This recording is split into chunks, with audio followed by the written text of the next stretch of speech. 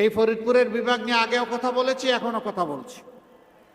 ইনশাআল্লাহ ইনশাআল্লাহ বিইজনিল্লাহ আল্লাহ তাআলার ইচ্ছা এবং সাহায্যে আমরা যদি আগামী নির্বাচনের মধ্য দিয়ে এই দেশের জনগণের সেবা করার সুযোগ পাই, কথা দিয়ে যাচ্ছে ফরিদপুর নামেই বিভাগ হবে ইনশাআল্লাহ,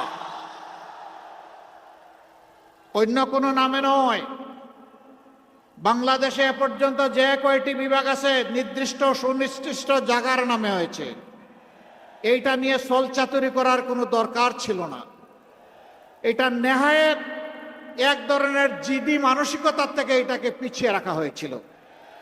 ইনশাআল্লাহ এই কালো অধ্যায়ের অবসান হবে। এই ফরিদপুর বিভাগ হওয়ার সাথে সাথে ফরিদপুরকে কেন্দ্র করে সিটি কর্পোরেশন হবে, মেট্রোপলিটন সিটি হবে, উন্নয়ন কর্তৃপক্ষ গঠিত হবে ইনশাআল্লাহ। এখন বলবেন যে জেলার কি হবে? অবশ্যই নদী আল্লাহ তাআলার নিয়ামত, কিন্তু সেই নদীগুলোকে হত্যা করে কঙ্কাল এবং মরুভূমি বানানো হয়েছে। আমরা সেই নদীগুলোতে প্রাণ ফিরিয়ে আনতে চাই। আমাদের উন্নয়ন কর্মকাণ্ডের যদি আল্লাহ আমাদেরকে সুযোগ দেন, অন্যতম প্রধান অগ্রাধিকার হবে নদীগুলা জীবন ফিরিয়ে দেওয়া। নদীর জীবন যদি ফিরিয়ে আসে, বাংলাদেশের জীবন ফিরে আসবে। এই নদী শুধু পানি দেয় না, এই নদী বহু সম্পদ আমাদেরকে দান করে। সম্মানিত ভাইয়েরা, এখানে মেডিকেল কলেজ হয়েছে কিন্তু পূর্ণাঙ্গ হাসপাতাল হয়নি, সেই একই কারণ। অথচ এরপরে বহু মেডিকেল কলেজ হয়ে তার হাসপাতাল রফরফ করে অনেক উপরে চলে গেছে। ইনশাআল্লাহ এই দাবিও আপনাদের পূরণ হবে, তবে প্রথম দিনই হবে না, একটু ধৈর্য ধরতে হবে। এখানে পাট উৎপাদন হতো, আগে পাট কল ছিল সম্ভব আমি জানি। এখন বোধহয় সেই পাটকল কুড়িয়ে কুড়িয়ে চলছে অথবা বন্ধ হয়ে গেছে। ফরিদপুর পদ্মা বিধৌত একটি ঐতিহ্যবাহী জেলা। এই জেলার জন্ম গতকাল হয় নাই, এই জেলার জন্ম হয়েছে যুজন যুজন আগে। এরকম জেলা, বহু জেলা ইতিমধ্যে বিভাগে পরিণত হয়েছে, বিভাগীয় হেডকোয়ার্টার হয়েছে, মেট্রোপলিটন সিটি হয়েছে, সিটি কর্পোরেশন হয়েছে, উন্নয়ন কর্তৃপক্ষ গঠিত হয়েছে। কিন্তু ফরিদপুর কেন মাটির সাথে গড়াগড়ি যাচ্ছে? কেন হলো না? হলো না কারণ ফরিদপুর জায়গাটা ফরিদপুরে থেকে গেছে, অন্য একটা জায়গায় হয় না। এই কারণে আমরা সমস্ত জেলাকে সম্মান করি, কিন্তু যার যেটা পাওনা তাকে দিতেই হবে। এই ফরিদপুরের বিভাগ নিয়ে আগেও কথা বলেছি, এখনো কথা বলছি।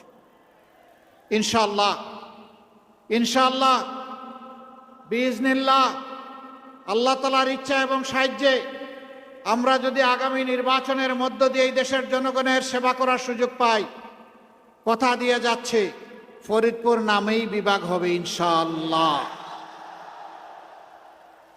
অন্য কোনো নামে নয়। বাংলাদেশে এ পর্যন্ত যে কয়টি বিভাগ আছে নির্দিষ্ট সুনির্দিষ্ট জায়গার নামে হয়েছে। এইটা নিয়ে ছলচাতুরি করার কোনো দরকার ছিল না। এটা নেহায়েত এক ধরনের জিদি মানসিকতার থেকে এটাকে পিছিয়ে রাখা হয়েছিল। ইনশাআল্লাহ এই কালো অধ্যায়ের অবসান হবে।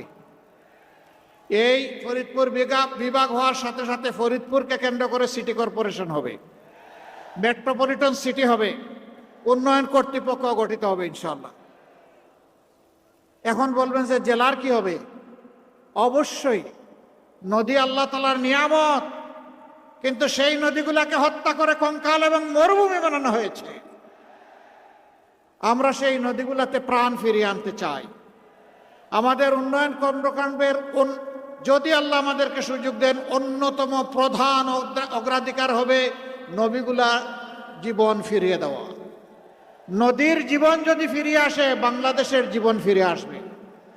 এই নদী শুধু পানি দেয় না, এই নদী বহু সম্পদ আমাদেরকে দান করে।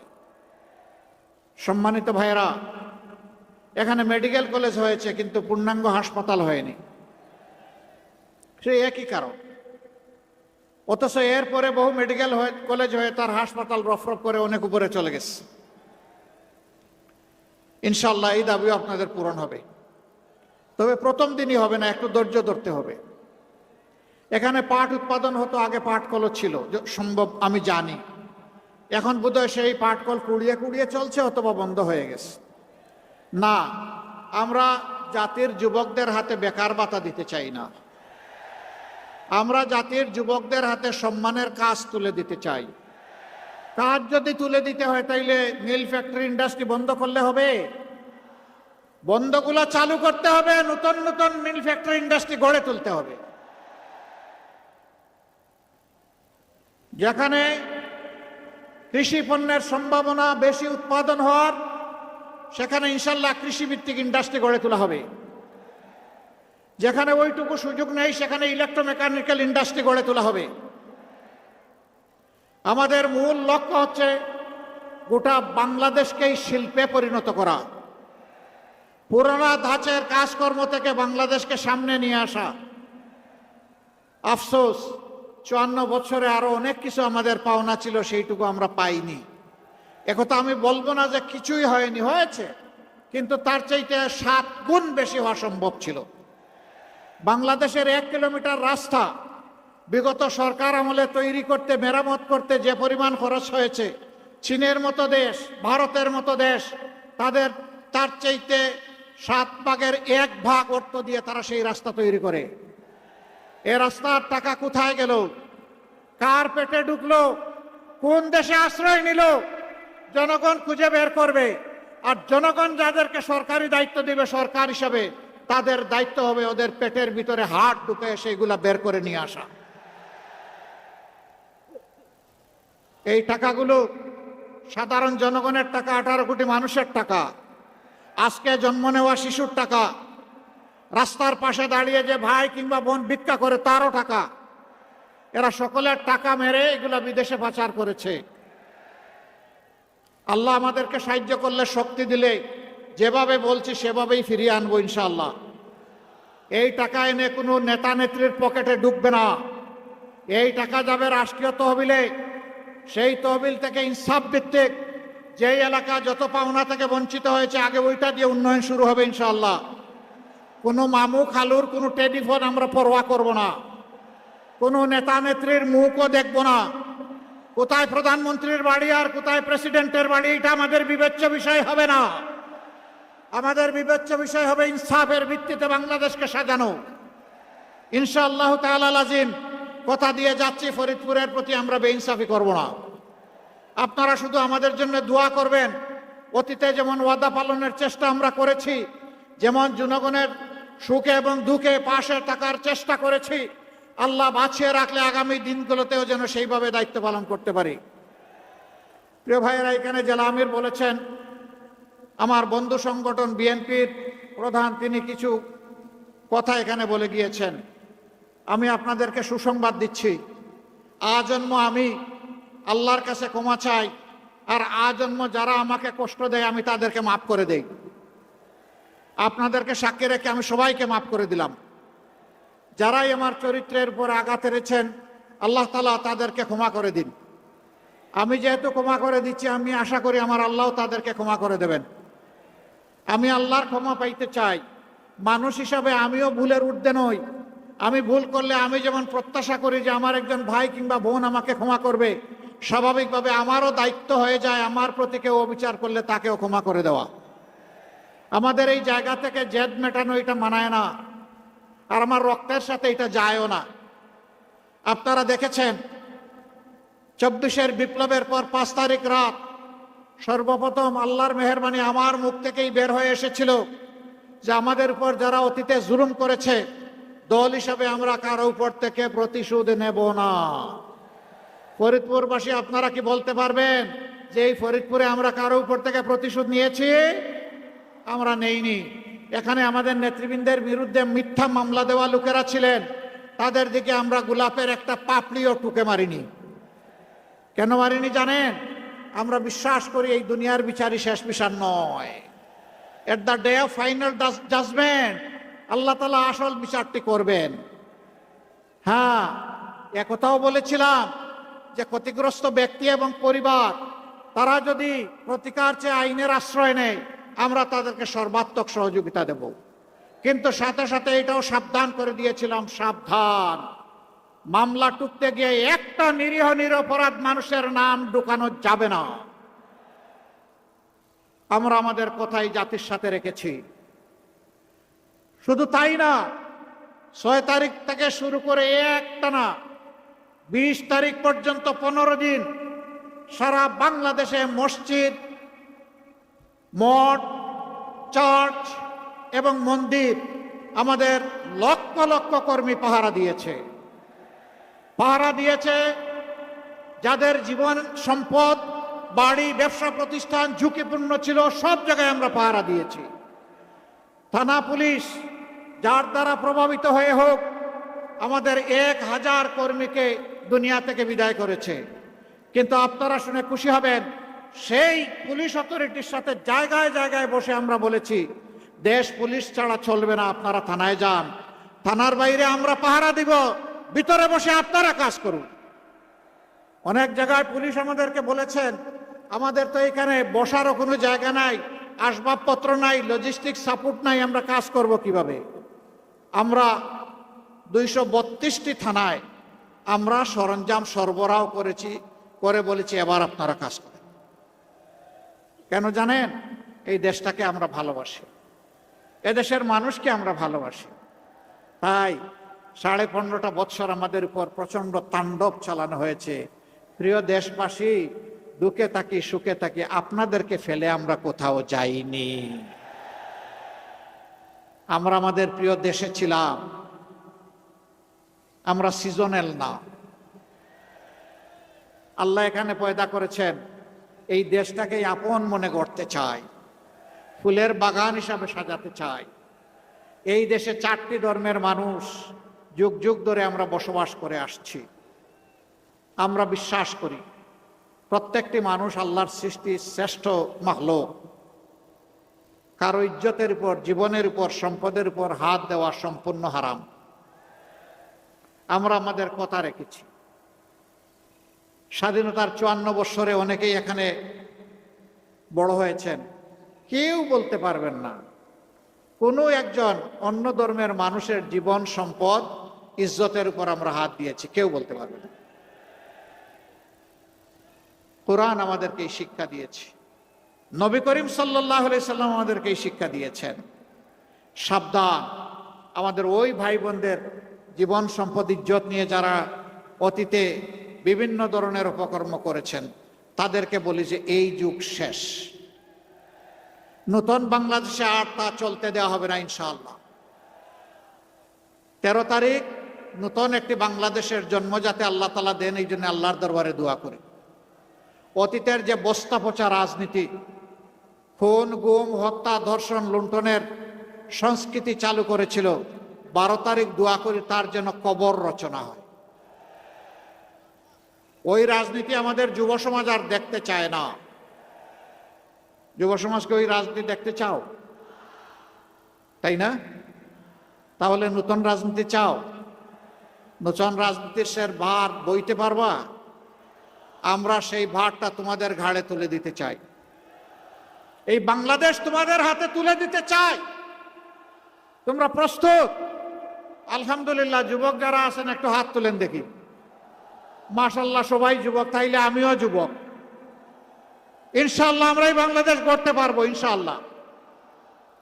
যেই বাংলাদেশে আর কোনো চাঁদাবাজি হবে না, যেই বাংলাদেশে আর কোনো মামলাবাজি হবে না, যেই বাংলাদেশে দুর্নীতি হবে না, যেই বাংলাদেশে আর কোনো অবিচার চলবে না, যেই বাংলাদেশে আর যুবকদেরকে, শিক্ষিত যুবকদেরকে বেকার হয়ে ঘুরতে হবে না, যেই বাংলাদেশে আমার মায়ের গায়ে কেউ হাত দেওয়ার এক দুঃসাহস দেখাবে না, যেই বাংলাদেশে শিশু আর অনাদরে, অবহেলায় শিক্ষার আলো থেকে বঞ্চিত হবে না, চিকিৎসা সেবা থেকে বঞ্চিত হবে না, সারা জিন্দগি দেশকে, জাতিকে দিয়ে অবসর সময়ে যখন মানুষ বৃদ্ধ হয়ে যায় তখন যন্ত্রণা নিয়ে আর ভুগতে হবে না, কোথায় আমি একটু চিকিৎসা পাবো তার জন্য হাহাকার করতে হবে না। সেই বাংলাদেশটা ইনশাআল্লাহ আমরা গড়তে চাই। এই বাংলাদেশের সাথে আপনারা থাকবেন ইনশাআল্লাহ তাআলা আজিম। ওই বাংলাদেশ হবে কৃষক, শ্রমিক, জেলে, কামার, কুমার, মুটে, মাঝি, মজুর সকলের বাংলাদেশ। মানুষ সম্মানিত হবে তার পেশার জন্য, তার কাজের জন্য। মানুষের মধ্যে কোনো বড় ব্যবধান সৃষ্টি করতে আমরা দেব না। আর জাতিকে ভেঙে টুকরা টুকরা করে আর মুখামুখি হতে দেব না। ওই দিন শেষ। এখন ঐক্যবদ্ধ বাংলাদেশ ইনশাআল্লাহ তাআলা আজিম। জেগেছে বাংলাদেশ, টেকনাফ থেকে তেতুলিয়া, রূপসা থেকে পাথুরিয়া, সারা বাংলাদেশ জেগেছে। যুবকরা জানিয়ে দিয়েছে আমরা পচা রাজনীতির সাথে নাই। পাঁচটা বিশ্ববিদ্যালয়ে তারা রায় দিয়ে বলে দিয়েছে আমরা নতুন বাংলাদেশ চাই। সেই নতুন বাংলাদেশের পক্ষে তারা দৃঢ় অবস্থান নিয়েছে। অভিনন্দন, মোবারকবাদ যুবকদেরকে। আরো বিশ্ববিদ্যালয়গুলোতে নির্বাচন হলে একই চিত্র ফুটে উঠত। কিছু লোক বলে জাতীয় সংসদ নির্বাচন আর ছাত্র সংসদ নির্বাচন এক নয়। আমি জিজ্ঞেস করতে চাই, আমাদের এই সন্তানদেরকে আবার কেন অপমান করা হচ্ছে? তারা কি এই দেশের নাগরিক না? তারা কি এই দেশের ভালো মন্দ বুঝে না? তারা কি এই দেশ নিয়ে চিন্তা ভাবনা করে না? তারা কি একটা সুন্দর দেশ দেখতে চায় না? তো যারা এই কথা বলেন কার্যত তারা যুব সমাজকে অপমান করেন। ইনশাল্লাহ সেই অপমানের প্রতিশোধ এই যুব সমাজ নিবে। কিভাবে? মারামারি করে নিবে না, বুদ্ধিভিত্তিক ভাবে আগামী 12 তারিখ নিবে ইনশাল্লাহ। মায়ের জাতি জেগেছে। মায়েরা তারা একটুখানি নিরাপত্তা চায়, ইজ্জতের নিরাপত্তা। মা তার নিজের নিরাপত্তা চান, তার মেয়ের নিরাপত্তা চান, তার নাতির নিরাপত্তা চান। সেই নিরাপত্তা এখন বাংলাদেশে নেই। এ বাংলাদেশ আমার বাংলাদেশ হতে পারে না। যে বাংলাদেশ আমার মায়ের নিরাপত্তা দিতে পারে না, সেই বাংলাদেশ আমার বাংলাদেশ নয়। আমরা সেই আমার বাংলাদেশটা করতে চাই, যেই বাংলাদেশের প্রত্যেকটা নাগরিক বুকের দিকে আঙ্গুল দিয়ে বলবে আমি বাংলাদেশ, এটি আমার বাংলাদেশ। এই কথা যখন 18 কোটি মানুষ বলবে তখন আমাদের রাজনীতি সার্থকতা পাবে ইনশাআল্লাহ। আমরা ওই রাজনীতি ফিরিয়ে আনতে চাই, ওই রাজনীতি আমরা চালু করতে চাই। আজকে মায়েরা জানিয়ে দিচ্ছেন আমরা নতুন রাজনীতির সাথে, আমরা পচা পুরাতন রাজনীতির সাথে নাই। যার কারণে অনেকের মাথা গরম হয়ে গেছে। ফরিদপুরে এখন চৈত্র মাস, তাই না? ফরিদপুরে কোন মাস? আরো জুড়ে বলেন কোন মাস? তাইলে মাঘ মাসেই যদি মাথা গরম হয়, চৈত্র মাসে কি হবে? মাথা একটু ঠান্ডা রাখেন। রাজনীতির নাম মাথা গরম নয়, রাজনীতি হচ্ছে নীতির খেলা। আপনি আপনার নীতি নিয়ে আসেন, বক্তব্য নিয়ে আসেন, কর্মসূচি নিয়ে আসেন, পরিকল্পনা নিয়ে আসেন এবং তার সাথে চরিত্র নিয়ে আসেন। আপনার সব কিছু কাজে লাগবে যখন আপনার চরিত্র প্রমাণ করবে যে আপনার বক্তব্য সঠিক। নতুন করে বাংলাদেশের জনগণকে আর কষ্টি পাথরে গোসাগসি করে শোনা কোনটা খাঁটি আর কোনটা বেঝাল এটা আর দেখার প্রয়োজন হবে না। সব কিছু এখন পরিষ্কার। এখন মারা যখন ডেসপারেটলি বলেন আমরা পুরাতন চাই না, এখন নতুন চাই, আমরা পরিবর্তন চাই, আমরা দাড়িপাল্লায় ভোট দিতে চাই, আমরা 11 দলকে ভোট দিতে চাই, তখন একদল লোক বেসামাল হয়ে যাচ্ছেন। এখানে গিয়ে মাদেরকে ধমক দিচ্ছেন, বাধা দিচ্ছেন, কাপড় খুলে নেওয়ার হুমকি দিচ্ছেন, হেজাব নিকাত ফেলে দেওয়ার হুমকি দিচ্ছেন। আমরা তাদেরকে বলি ভাই তোমাদেরও তো মা আছে, তোমার ঘরে তোমার স্ত্রী আছে, বোন আছে, মেয়ে আছে। একটু চিন্তা করো, মাকে একটু সম্মান করতে শেখো। তুমি যদি মায়ের জাতিকে সম্মান করো আল্লাহ তোমার সম্মান বাড়াই দিবেন, আর মাকে অপমান করো আল্লাহ তোমাকে অপমানিত করবেন। তবে একটা কথা অনুরোধ করি, এই কাজ যারা করেছেন আপনারা ছেড়ে দেন। আমাদের দেশের মায়েরা বীরু নয়, বীর। যেই মা উসমান হাদি জন্ম দেয়, যেই মা আবরার ফাহাদ জন্ম দেয়, যেই মা আবু সাইদ জন্ম দেয়, সেই মায়েরা কখনো বীরু হতে পারে না। ট্যাঙ্কের সামনে দাঁড়িয়ে জুলাইতে আমাদের মায়েরা মেয়েরা বলে নাই যে সামনে স্বাধীনতা, পিছনে পুলিশ, মৃত্যু কবুল করতে এসেছি, পিছু হটব না, বলে নাই? বলেছে সেই মাদেরকে ভয় দেখাবেন না। মায়ের সন্তানদের মৃত্যু হয় নাই, মায়ের সন্তানরা জীবিত আছে আলহামদুলিল্লাহ। প্লিজ আমাদের মায়ের সম্মানে হাত দেবেন না। জীবন দিতে রাজি আছি, মায়ের সম্মান কাউকে কেড়ে নিতে দিব না ইনশাআল্লাহ। সম্মানিত ভাইয়েরা, 12 তারিখে 2টি ভোট। কয়টা ভোট? একটা গণভোট। গণভোটে কি বলবেন? কি বলবেন? হ্যাঁ মানে আজাদি, না মানে গুলামি। আজাদি না গুলামি? আজাদি না গুলামি? ইনশাআল্লাহ আজাদির পক্ষে হা ভোট। ইনশাআল্লাহ হা বিজয়ী হবে। সেই হায়ের জোয়ার আছে বাংলাদেশে ইনশাআল্লাহ। দ্বিতীয় ভোটটি হচ্ছে এই যে আজাদিকে সংরক্ষণ করার জন্য সেই আজাদিওয়ালা দল লাগবে যারা, বা একটা গ্রুপ লাগবে যারা এই দেশটা ইনসাফের ভিত্তিতে চালাবে। সেই ভোটটা ইনশাআল্লাহ এবার 11 দলকে আপনারা আমানত হিসাবে সমঝাবেন। অতীতে যেমন আপনাদের সম্পদ নিয়ে আমরা কোনো খেয়ানত করি নাই, ভবিষ্যতে সেই আমানত সংরক্ষণ করব ইনশাআল্লাহ। আমাদের নির্বাচিত প্রতিনিধিরা আল্লাহর হুকুমে যদি নির্বাচিত হন, প্রতি বছর নিজের এবং পরিবারের প্রত্যেকটি সদস্যের আয় ব্যয়ের হিসাব জাতির সামনে পেশ করতে বাধ্য থাকবেন। আমরা কাউকে ছাড় দিয়ে কথা বলবো না। আমাদের শহীদরা আমাদের গাড়ে পবিত্র রক্তের আমানত রেখে গেছেন। সেই আমানতের সাথে আমরা বেঈমানি করতে পারবো না। তাদেরকে সম্মান জানাতে হবে সততা, দক্ষতার সাথে এই দেশের মানুষের খেদমত এবং সেবা করার মাধ্যমে। ইনশাআল্লাহ আমরা বিশ্বাস করি চাঁদাবাজি, দুর্নীতি যদি বন্ধ হয়ে যায়, তাহলে আল্লাহর মেহেরবানিতে দেশের মানুষের জীবনে শান্তি এবং নিরাপত্তা নেমে আসবে। সম্মানিত ভাইয়েরা, তাহলে ওই ভোটটা যেখানে 11 দলের যে মার্কা দেওয়া হয়েছে, এইটাই আমাদের 11 দলের মার্কা, এটাই 18 কোটি মানুষের মার্কা। আমরা কোনো দলীয় সরকার কায়েম করতে চাচ্ছি না। আমি বলেছি, আবার বলছি, আমি জামাতে ইসলামীর বিজয় চাই না, আমি 18 কোটি মানুষের বিজয় চাই। সেই বিজয় অর্জিত না হওয়া পর্যন্ত আমাদের লড়াই চলতে থাকবে ইনশাআল্লাহ। মহান আল্লাহ আমাদেরকে সাহায্য করুন। আমরা থামবো না, আমরা চলতেই থাকবো ইনশাআল্লাহ। যেই বাংলাদেশে আর অপকর্ম করতে কাউকে দেওয়া হবে না, দেওয়ার অপকর্ম করার কোনো সুযোগ থাকবে না ইনশাআল্লাহ।